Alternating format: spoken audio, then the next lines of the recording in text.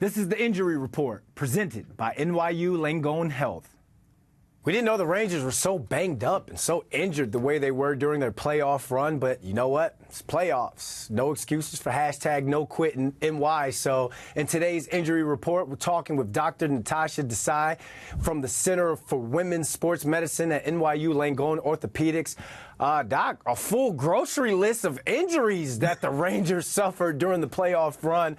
But again, like we athletes say, no excuses. We keep it pushing. So thanks for joining us, and let's get into it. Defenseman Ryan Lindgren suffered a cracked rib during the series against the Hurricanes. He still managed to play the rest of that series in 6 games in the Eastern Conference Final.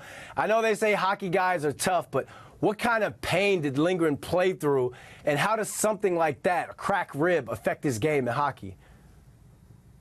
Yeah, and he must have been in a substantial amount of pain. Hopefully it was a small fracture, just one rib, but in general, any kind of twist motion, any deep breath, or anything, any contact, which I'm sure he likely sustained quite a bit after that, would be quite painful. You mitigate the pain with lidocaine patches. Maybe he got a nerve block before the big games. But all of that is still, he still very likely felt it throughout the rest of the season. So what's his off-season, what's his off-season going to be like? So right now, I think it's just about resting and letting those bones stay still so they could actually really finish that healing process. It's going to, depending on how severe the injury is, he might need some pulmonary retraining if he was having any significant breathing difficulties.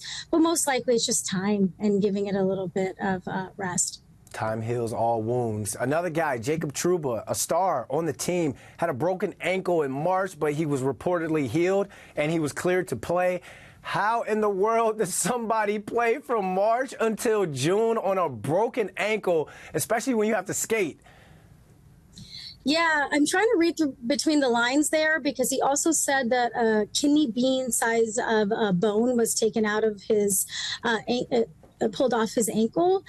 So I'm thinking he had what's called an avulsion fracture, which is slightly different than the typical fracture that you're thinking of when you just break the bone in half. Avulsion fractures are where the ligaments connect to the bone. Ligaments connect one bone to another across a joint, and that's what stabilizes the joint. And normally in an ankle sprain, you pull that ligament, and you could stretch or tear the ligament, and that's a typical ankle sprain. But sometimes you actually pull off the bony attachment of that ligament. So it's like a very severe ankle sprain, which is why he probably was able to keep going, and with taping and with rehab, he was able to continue to skate. But then in those cutting and pivoting stability type of motions, he was still having pain. Well, they're already kind of behind in the off-season process in terms of getting their bodies right for the next season, just because they had the playoff run that they had. Now, when we're talking about a broken ankle, which he's coming off of, how does this set him back in his off-season training? Yeah, so it depends on where he's at, right? March to now, there's healing that's occurred. There's probably re-injury that's occurred. So I think the first step is to reassess where we're at, how much ligamentous damages, how much bony healing has actually occurred. At this point, I would hope that the bony healing has occurred, and it's just more about rehabilitation of the reflexes of the foot and getting the strength back up. So it's going to take time, but I think he'll still be able to continue to skate and practice. It just will kind of shift more in focus and strengthening and balance now.